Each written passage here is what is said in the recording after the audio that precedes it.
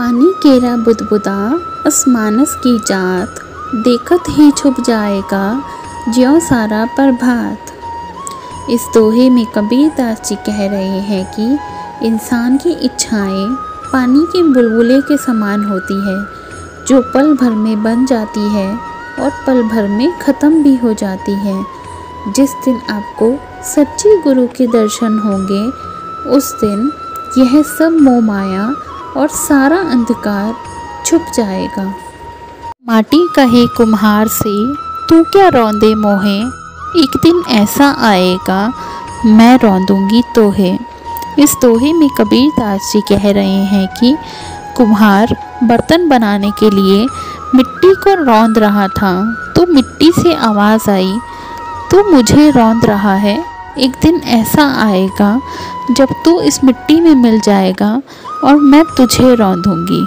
इस दोहे का अर्थ यह है कि हम सभी को एक दिन मिट्टी में ही मिलना है।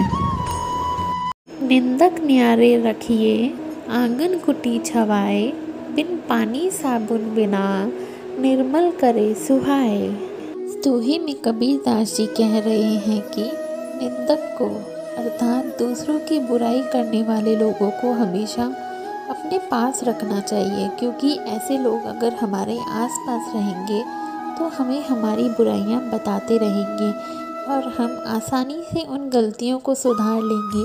इसलिए कबीरदास जी कह रहे हैं कि निंदक लोग इंसान के स्वभाव को शीतल बना देते हैं। सब धरती का जग करूं, लेखनी सब वनराज, सात समुंदर की मसी करूं, गुरु गुण लिखा न जाए।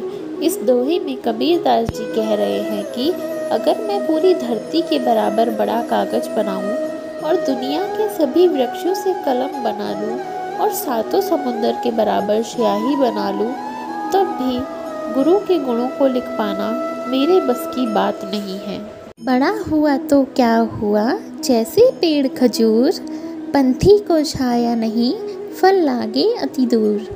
इस दोहे में कबीरदास जी कह रहे हैं कि खजूर का पेड़ बेशक बड़ा होता है, लेकिन ना तो किसी राहगीर को वो छाया दे पाता है और उसके फल भी बहुत दूर ऊंचाई पर लगते हैं।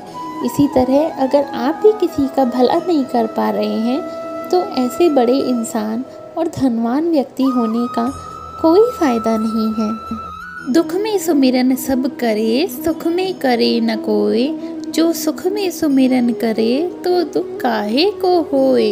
इस दोहे में कबीरदास जी कह रहे हैं कि दुख में तो हर कोई भगवान के पास जाता है और उनकी पूजा याचना करता है, पर सुख आने पर अक्सर हम भगवान को भुला देते हैं और सुख में झूमने लगते हैं।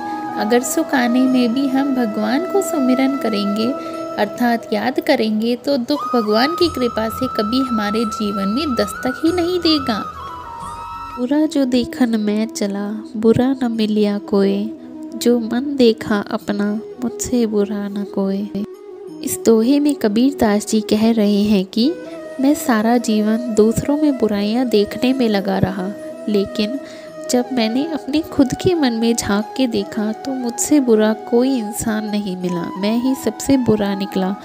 इसका अर्थ यह बताया है कि हम लोग दूसरों में बुराइयां देखने में लगे रहते हैं, लेकिन अगर आप खुद के अंदर झांक कर देखोगे तो आपको यही मालूम पड़ेगा कि सच में मुझसे बुरा इंसान और कोई नहीं है। ऐसी वाणी बोलिए मन का आपा खोए, औरन को शीतल करे आप ही शीतल होए। इस दोहे में कबीरदास जी कह रहे हैं कि इंसान को ऐसी भाषा बोलनी चाहिए जो सुनने वाले के मन को बहुत अच्छी लगे।